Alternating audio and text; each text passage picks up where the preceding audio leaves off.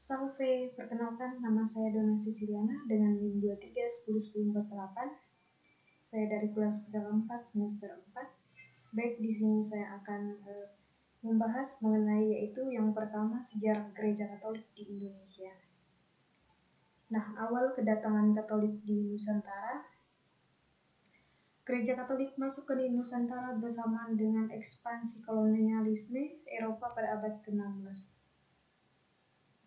Yaitu perkembangan Katolik di bawah kekuasaan VOC. Pada abad ke-17, Gereja Katolik mengalami tantangan besar. Karena Belanda yang mayoritas beragama Protestan mengambil alih wilayah Nusantara dari Portugis, VOC melarang penyebaran Katolik dan mengusir para misionaris Katolik, namun iman Katolik tetap bertahan di komunitas, terutama di Flores, Larantuka, Timur, dan beberapa wilayah Maluku. Nah, yang selanjutnya yaitu kebangkitan kembali Gereja Katolik pada abad ke-19. Setelah VOC bubar pada tahun 1799, Belanda mulai lebih toleran terhadap agama Katolik, terutama setelah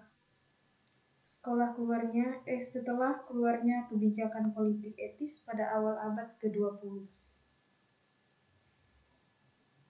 Para misionaris dari Serikat Yesus, Ordo Fransiskan,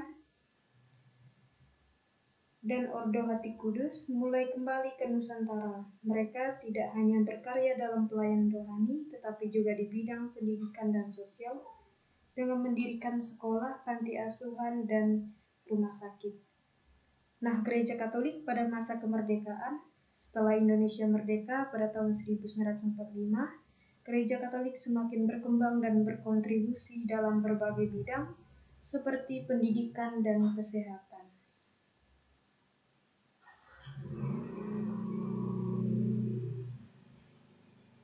Nah, yang kedua yaitu masuknya agama Katolik ke Indonesia pada abad 16-17. Latar belakang kedatangan Katolik ke Nusantara. Agama Katolik masuk ke Nusantara bersamaan dengan Eropa, dengan ekspansi kolonialisme Eropa pada abad ke-16. Nah, misi Katolik di Maluku pada 1547 sampai 1546 sampai 1547, Maluku menjadi wilayah pertama di Nusantara yang menerima ajaran Katolik karena kedekatannya dengan pusat perdagangan Portugis, dan misionaris yang paling terkenal adalah Santo Franciscus Xaverius, seorang imam dari Serikat Yesus yang datang ke Maluku pada tahun 1546 sampai 1547. Nah, Franciscus Xaverius ini berkarya di beberapa wilayah, antara lain Ambon, Ternate, dan Morotai.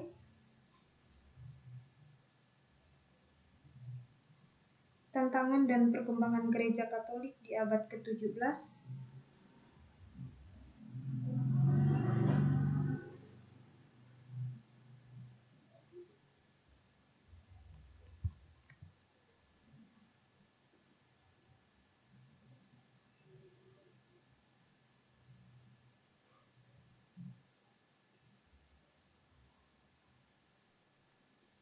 Pada awal abad ke-17, penyebaran agama Katolik mulai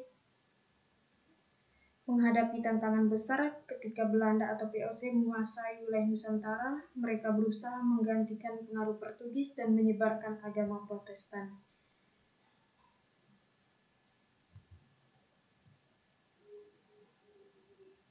VOC merebut Ambon dan mengusir imam-imam Katolik. Gereja-gereja Katolik dihancurkan dan diubah menjadi gereja Protestan. Pada 1641,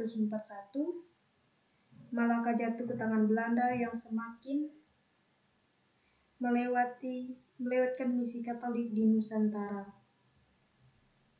Tapi meskipun menghadapi tekanan dari VOC, agama Katolik tetap bertahan di beberapa wilayah terpencil seperti Flores, Larantuka, Timur, dan Maluku Tenggara. Yang selanjutnya itu bertahannya Katolik di wilayah tertentu, seperti yaitu Larantuka atau Flores Timur. Komunitas Katolik di Larantuka tetap bertahan dan berkembang berkat perlindungan dari raja-raja lokal yang sudah menerima agama Katolik. Timur dan Sumba, wilayah ini juga mempertahankan iman Katolik meskipun menghadapi tekanan dari Belanda. Maluku Tenggara, umat Katolik di Kepulauan Kei dan Tanimbur terus menjalankan iman mereka meskipun dalam kondisi sulit. Nah, yang ketiga yaitu pengaruh kolonialisme Portugis dan Spanyol dalam misi Katolik. Pengaruh Portugis dalam misi Katolik, yang pertama peran Portugis dalam penyebaran Katolik. Portugis mulai menjelajah dunia pada abad ke-15 dengan tujuan ekonomi dan penyebaran agama. Yang ke-B yaitu wilayah-wilayah yang dipengaruhi Portugis. Yang pertama yaitu Maluku. Yang kedua Timur dan Flores. Dan yang ketiga yaitu Solor. Yang C yaitu tokoh misionaris Portugis. Yang pertama yaitu Santo Franciscus Xaverius dari Ordo Jesuit, adalah misionaris paling terkenal yang datang ke Maluku pada 1546 sampai 1547. Ia membaptis banyak penduduk lokal dan memperkuat komunitas Katolik di Ambon, Ternate, dan sekitarnya. Yang D yaitu dampak kolonialisme Portugis terhadap Katolik di Nusantara. Pertama, pendirian gereja-gereja pertama di Indonesia. Kedua, penciptaan buku-buku doa dan katekese dalam bahasa lokal. Ketiga, pengaruh Katolik tetap kuat di beberapa daerah meskipun Portugis kemudian diusir oleh Belanda yang berhaluan Protestan. Yang kedua yaitu pengaruh Spanyol dalam misi Katolik. Pertama, peran Spanyol dalam penyebaran Katolik. Spanyol juga memiliki misi untuk menyebarkan agama Katolik melalui kolonisasi, terutama setelah 1494 ketika perjanjian Tordesillas membagi dunia antara Spanyol dan Portugis. B. Dampak di wilayah Nusantara. Pada abad ke-16, Spanyol sempat hadir di Maluku Utara, terutama di Tidore, tetapi tidak terlalu berpengaruh karena bersaing dengan Portugis dan Belanda. Nah, kita lanjut ke yang 4, yaitu misi Katolik pada masa kolonial Belanda. Misi Katolik pada masa kolonial Belanda di Indonesia memiliki dinamika yang cukup kompleks karena dipengaruhi oleh kebijakan politik Belanda. Yang pertama yaitu awal misi Katolik di Indonesia.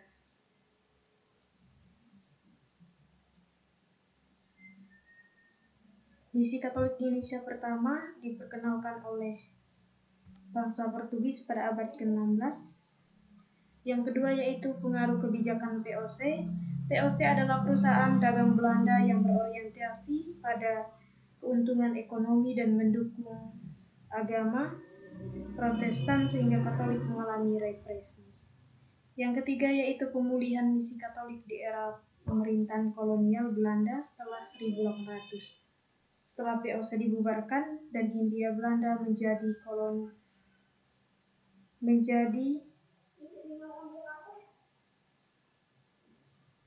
menjadi resmi kerajaan Belanda, kebijakan lebih toleran terhadap Katolik mulai ditetapkan.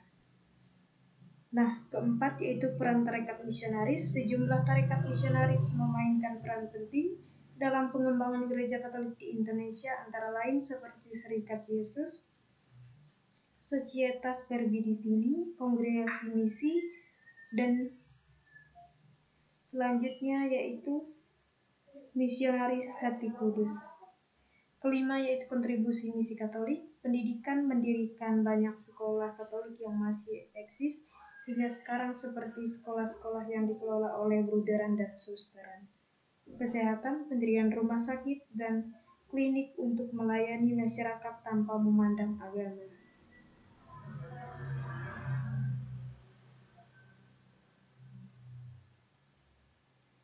Yang selanjutnya pemberdayaan sosial, membantu masyarakat dalam bidang pertanian, ekonomi, dan sosial. Maluku melalui berbagai program kemanusiaan. Keenam yaitu tantangan misi Katolik, resistensi dari pemerintah kolonial, terutama pada awal periode VOC. Nah, yang kelima yaitu sejarah gereja abad ke-7. Pada abad ke-7, perkembangan gereja Kristen sangat dipengaruhi oleh perubahan politik, teologis, dan ekspansi agama lain, terutama Islam. Yang pertama yaitu kekristenan di Kekaisaran Bizantium atau Romawi Timur. Kekaisaran Bizantium di bawah Kaisar Heraklius menghadapi tantangan besar dan Kekaisaran Persia, Sasania, dan kemudian dari ekspansi Islam. Yang kedua yaitu penyebaran Islam dan dampaknya bagi gereja. Pada tahun 632, Nabi Muhammad wafat dan umat Islam mulai melakukan ekspansi ke wilayah Kristen di Timur Tengah, Afrika, dan Persia. Yang ketiga yaitu kekristenan di Eropa Barat. Di wilayah Eropa Barat, kekristenan berkembang di bawah pengaruh kepausan Roma dan misionaris dari Irlandia serta Inggris.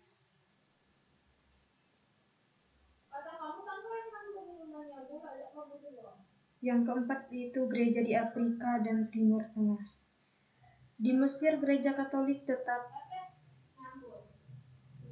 kuat meskipun Belanda di bawah kekuasaan Muslim.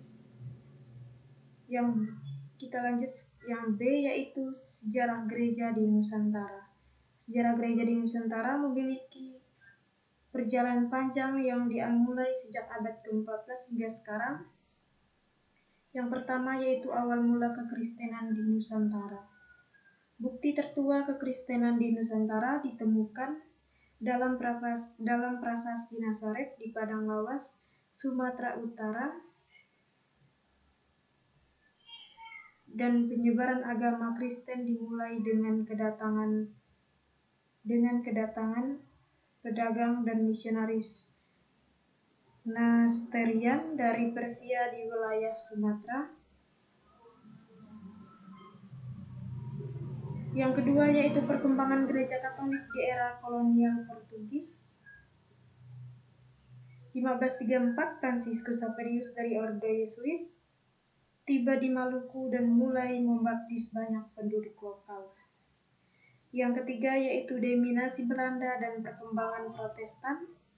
Belanda yang berhaluan Kalvinis membawa agama Protestan ke Nusantara. VOC melarang Katolik dan hanya mengizinkan gereja-gereja Protestan berkembang, terutama di Ambon, Minahasa, dan Batak. Yang keempat yaitu kebangkitan Katolik kembali abad ke-19 sampai awal ke-20 setelah Belanda mencabut larangan terhadap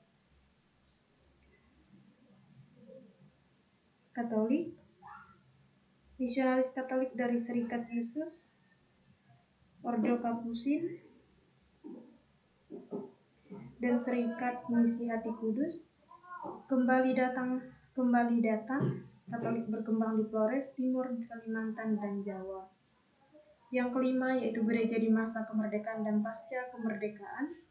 Setelah Indonesia merdeka, gereja Katolik dan Protestan berkembang pesat. Banyak umat pribumi menjadi pemimpin gereja. Sekian yang bisa saya sampaikan. Semoga bermanfaat dan Tuhan Yesus memberkati. Amin.